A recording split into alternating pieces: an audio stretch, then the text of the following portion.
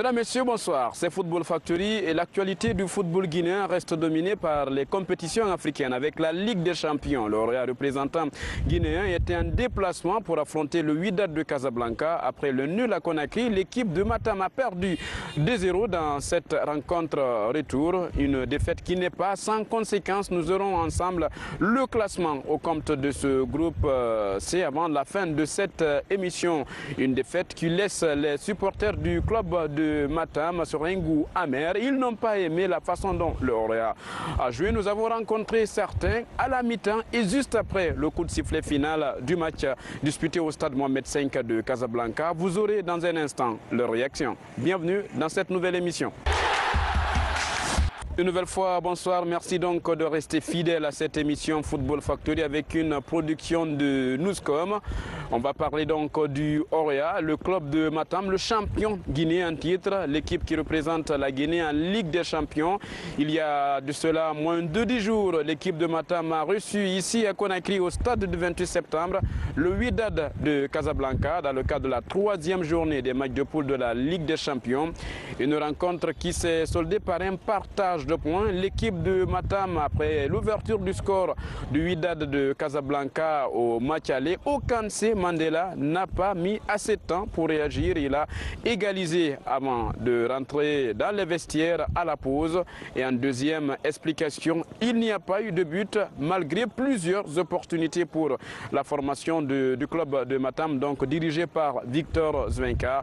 Après ce match nul, les deux équipes se retrouvent dans leur camp de base pour retrouver ou bien se préparer et affûter les armes en vue du match retour. En ce qui concerne le Royal, l'équipe de Victor Zwenka s'est retrouvée au centre sportif de Yerokogia. Dans notre précédente émission, nous vous avons parlé en grande partie avec le reportage. Alors après Yerokogia, l'équipe de Matam s'envole pour le royaume chérifien. Arrivé au Maroc, Victor Zwenka et ses poulains se préparent encore, continuent la préparation et samedi, l'équipe de Matam était face au Wydad de Casablanca dans un stade chaud bouillant où le public a répondu à présent et a poussé jusqu'au bout la formation du Wydad. Et l'équipe de Wydad s'est d'ailleurs imposée 2-0 dans cette rencontre. Les 2 buts ont été marqués en première explication. Victor Zwenka et ses poulains n'ont pas pu réagir et ont laissé donc une opportunité d'arracher un match nul et laisser filer des points qui seront perdus et qui ne seront pas sans conséquences pour la suite de cette campagne africaine de la Ligue des Champions. Nous sommes à l'étape de la 4e journée des matchs de poule. Il ne reste que 2 journées. Le Royal va jouer à Conakry un match et l'autre, ça sera un déplacement. Une rencontre suivie avec attention par beaucoup de supporters du club de Matam, ici à Conakry, mais aussi à l'international. Nous avons pris la direction de Fassia après le kilomètre 36. Nous sommes dans la préfecture de Koya où nous avons rencontré certains qui ont suivi ce match. À la mi-temps comme à la fin de la rencontre, ils n'ont pas manqué de souligner leur déception dessus de la prestation du club, des changements opérés par Victor Zwenka, de la prestation de l'arbitre. Mais n'oubliez pas, certains apprécient quand même le technicien français. On vous fait le point dans ce reportage sur cette défaite du Orea, comment la contre-performance a été vécue par certains du côté de Fassia. Au coude à coude, depuis le début des phases de poule, la défaite était interdite pour chacune des équipes à l'occasion de cette 4e journée. Conscient de l'enjeu, le club marocain n'a pas mis du temps pour mettre pression sur le Roya qui a présenté un visage triste en première période. Après 12 minutes, le champion guinéen en titre encaisse le premier but de la rencontre. Sur corner, 5 minutes après l'ouverture du score, Ounajem double la mise.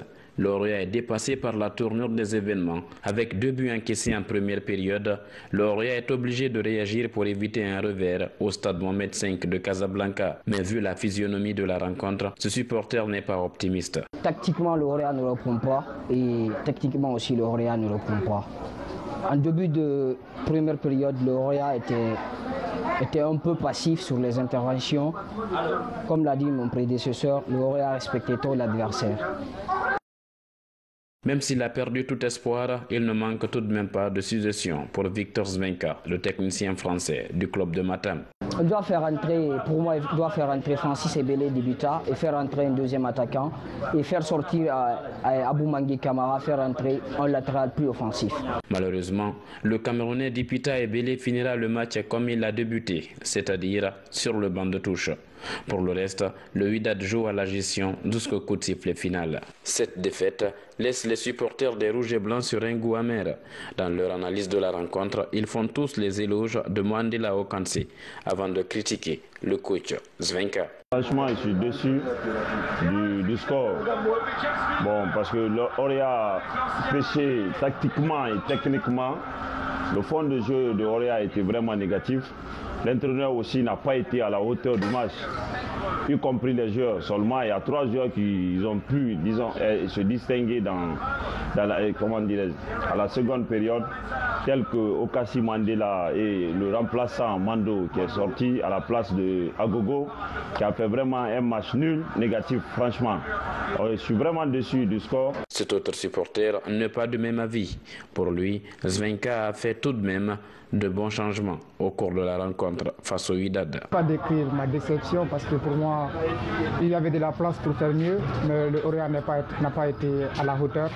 À chaque fois dans les grands rendez-vous, et le Oria passe à côté, on continue à dire que le Oria c'est un apprentissage, Je crois qu'on a dépassé ce stade maintenant, on s'est frotté beaucoup avec les grands. Tactiquement, ils n'ont pas été à la place. Les Maghrébins ont mis beaucoup plus de coups.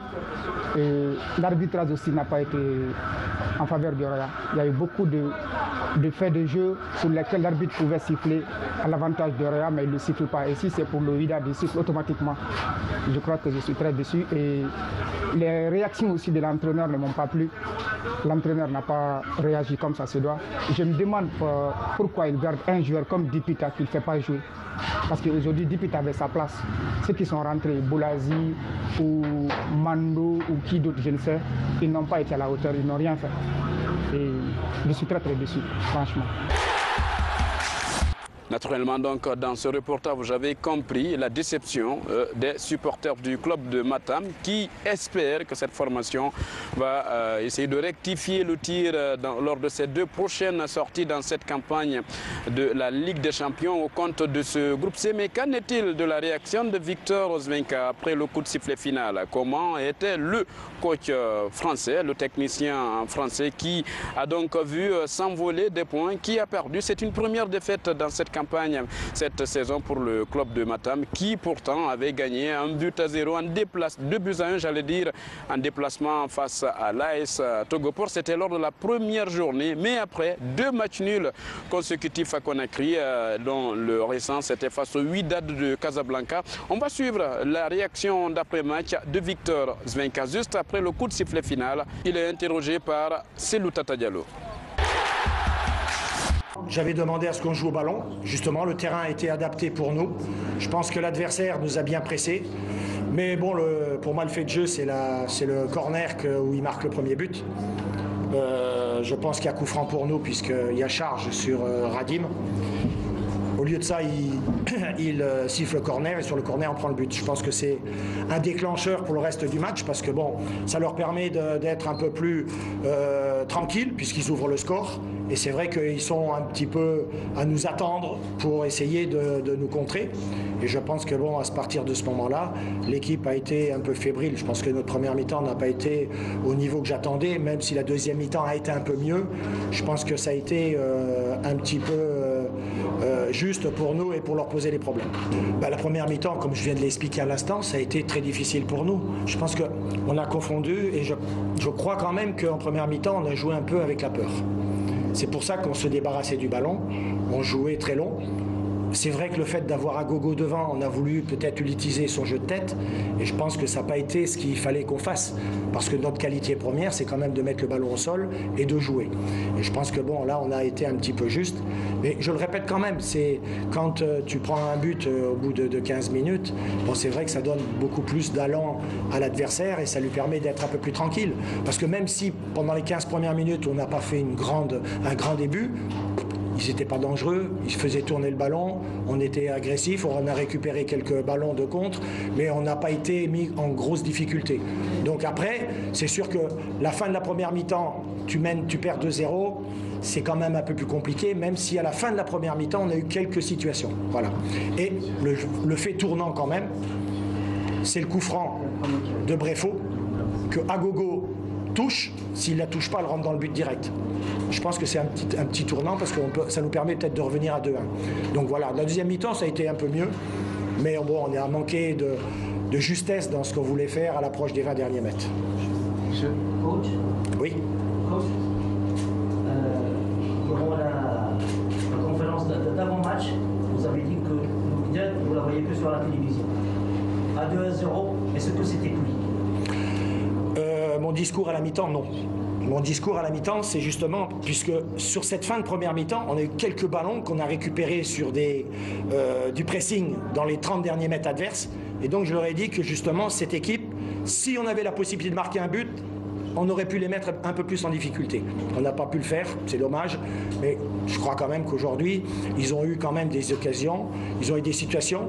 Si on regarde les deux matchs, ben, ils ont été efficaces, nous on n'y a pas été. Voilà. Non, je dirais que non, ça m'a pas trop surpris parce que j'ai analysé quand même plusieurs matchs de cette équipe et j'ai vu qu'ils pouvaient jouer de différentes façons. Donc bon, ça n'a pas été pour nous. Mais je répète, on prend le premier but sur un corner, on prend le deuxième but sur une touche. C'est dans le jeu, ils nous ont mis quelquefois en situation. Ils ont eu des occasions, ça, il n'y a pas de problème. Mais je dis, quand tu prends 2 buts sur 2 coups de pied arrêtés comme ça, bah, tu te mets quand même en difficulté. Et naturellement, tu donnes confiance à l'adversaire. J'ai observé plusieurs fois cette équipe. Ils ont 2 ailiers de grande qualité. À tout moment, ils peuvent faire la différence. Dans n'importe quel match, ils peuvent faire la différence. Et quand tu as des joueurs comme ça, c'est sûr que c'est un plus. Et ça te permet peut-être de voyager, comme ils ont fait chez nous, mais aussi à la maison, de mettre une grosse pression sur l'adversaire et puis d'être dangereux. Voilà, donc là-dessus, il n'y a rien à dire. Bon, après pour nous, aujourd'hui, j'ai dit à mes joueurs, le match, il est perdu. Bon, on a perdu une fois sur les 4 matchs qu'on vient de faire. On reçoit Togo Sport là, dans 15 jours. Notre rôle à nous, c'est naturellement d'essayer de gagner à la maison. Et il faudra gagner à la maison. Et puis après, aller chercher notre qualification. Si la semaine prochaine ou dans 15 jours, si le WAC fait son boulot contre Mamelodi, on jouera peut-être une petite finale aussi en Afrique du Sud. Du moment que tu ne gagnes pas à la maison, c'est sûr, ça ressemble un peu à l'année dernière, avec quand même des équipes qui sont au-dessus de ce qu'on a pu jouer l'année dernière, hein. Mazembe et puis Supersport. Je pense que quand même au départ, Mamelodi et puis le WAC, c'est quand même les 2 derniers vainqueurs de la Champions League, c'est quand même pas des petites équipes. Donc on savait qu'on tombait dans un groupe difficile. Bon, maintenant, nous, on a eu des rencontres de qualité. Malheureusement, on n'a pas été dans la finition et dans ce qu'on pouvait gagner chez nous à la maison. Donc automatiquement, tu te retrouves en grosse difficulté à l'extérieur. Bon, maintenant, un match de football, ça reste un match de football, hein. On n'a pas gagné contre Togo, mais on n'a pas perdu contre Mamelodi non plus. Le match, il est perdu. Bon, on a perdu une fois sur les 4 matchs qu'on vient de faire. On reçoit Togo Sport là, dans 15 jours. Notre rôle à nous, c'est naturellement d'essayer de gagner à la maison. Et il faudra gagner à la maison.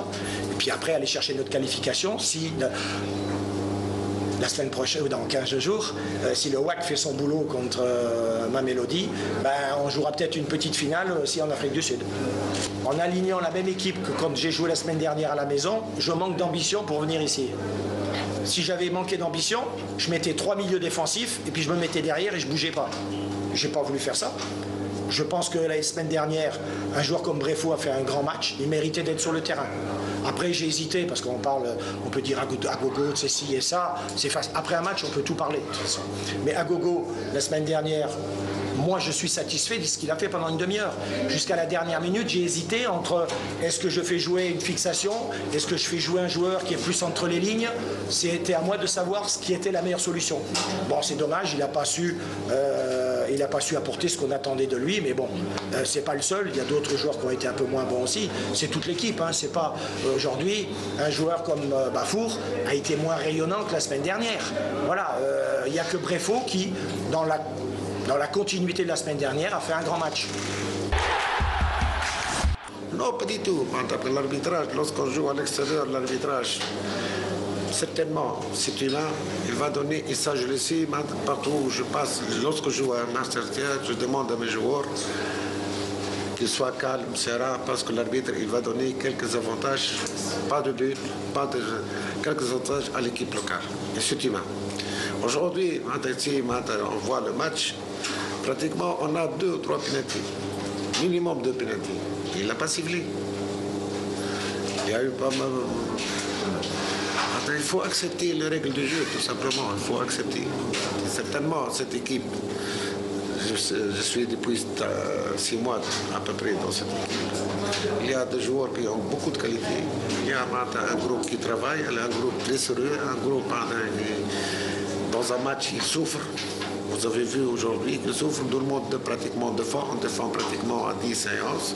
Et lorsqu'on passe en attaque, on passe avec le maximum de joueurs. Il n'y a pas. Et pour moi, c'est le groupe qui est très intéressant, le groupe. La dynamique du groupe qui est important. Il y a certainement des départs, il y a certainement des arrivées. Mais on fait avec ce qu'il y a. Et dans un match de football, c'est la machine qui devrait travailler. Les individus, il y a des fois qu'ils disparaissent devant la machine. Voilà, chaque joueur a son importance, mais pour moi, c'est toujours le groupe qui devrait être soudé, qui se donne le maximum de main. Voilà, monsieur. Dans la question. On reste encore dans cette Ligue des Champions, mesdames, messieurs, avec désormais les résultats de cette 4e journée au compte de ce groupe C. Vous le voyez à l'écran. L'AS Togopor en déplacement a perdu en Afrique du Sud face à Mamelodi 2-1. L'équipe sud-africaine a vu la formation togolaise réduire l'écart presque en toute fin de partie. Et en déplacement, le Orient n'a pas pu marquer un seul but dans ce match perdu face au Wydad de Casablanca 2-0. Une défaite qui ne reste pas sans conséquence au classement, parce que vous le voyez à l'instant, c'est le Wydad de Casablanca qui est désormais en tête avec 8 points. Le Orient et la formation sud-africaine de Mamelodi se suivent avec 5 points pour chacune des formations et l'AS Togopor reste dernier du groupe. Cette formation togolaise reste donc dernière avec 3 petits points seulement dans ce groupe C. Lors de la prochaine journée, l'équipe du Orient va recevoir à Conakry l'AS Togopor. Pendant ce temps, le Wydad et Mamelodi seront face à face. Un match à suivre avec attention pour le club de Matam.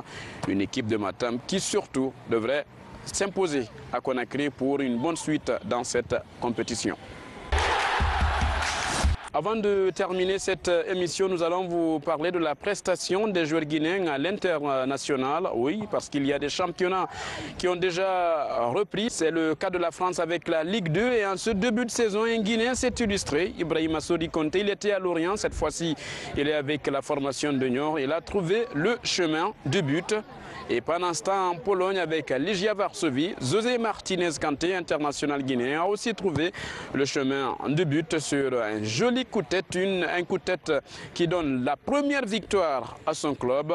Et pendant ce temps, il y a 2 mouvements chez les joueurs guinéens. Certains ont rejoint l'Arabie Saoudite. C'est le cas de Daouda Kamara. Il évoluait ici en Guinée, mais avec quel club? Vous allez le découvrir dans cette compilation de Mohamed Max. Depuis l'ouverture de la trêve hivernale, les joueurs guinéens continuent à inonder le marché du transfert sur le vieux continent. Et cette semaine, notre rédaction s'est aussi intéressée au dossier de quelques joueurs guinéens. C'est le cas par exemple de Guy Michel Landel qui rejoint son 4e club en Turquie. Très peu utilisé au sein du club Alina Sport, le milieu du terrain guinéen Michel Landel a changé de club et arrivé libre au sein du club de Gilansport après Ordu Sport. Jean-Claude Birligi et Analia Sport, le milieu du terrain de 28 ans, va essayer de se relancer pour la saison 2018-2019. Brema Soumaoro rejoint Livorno en Série B. Quelques jours après son essai non concluant et du côté de Fons, Brema Soumaoro n'a pas tardé de trouver un point de chute. Le néerlando-guinéen jouera la saison prochaine à Livorno en Série B. Dembo Gassama signe un contrat pro avec l'Olympique de Marseille. À 20 ans, Dembo Gassama n'est pas programmé pour intégrer tout de suite dans l'équipe première. l'Olympique de Marseille ne s'est pas mis en danger avec lui, comme l'explique le président du FC Bergerac. Malamine Doumbouya, arrivé l'été dernier en provenance du Blois, espérait se faire une place au Stade Rennais en France. Le milieu du terrain vient de signer son premier contrat stagiaire avec l'écurie de la Ligue 1. À Nantes, Abdoulaye Dabo impressionne tout le monde depuis la reprise. Entre son volume de jeu, son assurance et sa qualité de transmission, ce jeune Guinéen formé à Nantes est en train de devenir la belle surprise de cette début de saison. Et Dabo, buteur face à Angers à la 36e minute. Ibrahima Sory Sanko Zidane signe à Saint-Tronde pour 3 ans. Après l'accord conclu entre le champion de Guinée, le Orea, et le Saint-Tronde au mois de juin dernier. À 22 ans, Ibrahima Sory Sanko, qui a tout gagné sur le plan local, évoluera pendant 3 saisons sous les couleurs de Saint-Tronde, un club de la première division belge. Encore à Nantes, une offre pour le franco-guinéen de Nantes. À 24 ans, Abdoulaye Touré est proche de rejoindre l'Angleterre. Ce milieu de terrain nantais est notamment pisté par Burnley, qui jouera les derniers tours de la qualification de l'Europa League. Selon quelques confrères, le club anglais aurait proposé une offre situant entre 10 millions et 12 millions pour le franco-guinéen. Malgré sous contrat jusqu'en 2022, Abdoulaye Touré est dans le collimateur de plusieurs clubs européens, tels que le FC Séville et d'autres. Mais le club anglais a une longueur d'avance et lui aurait proposé un contrat de 5 ans. La saison commence très bien pour certains Guinéens aussi en Europe. Le week-end dernier en France et en Pologne. Ibrahima Sory Song aligné pour le premier match de la saison. Sous les couleurs new-yorkaises, le défenseur central guinéen Ibrahima Sory Song s'est illustré face à Red Star. Song a été auteur du second but de son club, en inscrivant le but de la victoire à la 59e minute. José Martinez Kanté aussi buteur. Le championnat polonais de première division a repris ses droits le week-end dernier. Legia Varsovie était en déplacement sur la pelouse de Kolpeter Arena pour défier l'équipe de Konona. Le but de la victoire est l'œuvre de l'international guinéen José Martinez Kanté à la 69e minute. Cette nouvelle saison 2018-2019 s'annonce très bien pour nos internationaux. Voilà comment on se quitte compte de cette nouvelle émission de Football Factory, mesdames et messieurs, avec une production de Newscom. Il y avait à la caméra Abdoulaye Kamara et au montage Alia Alama Bangora. À la prochaine, je vous retrouve avec certainement de très bonnes nouvelles pour le football guinéen.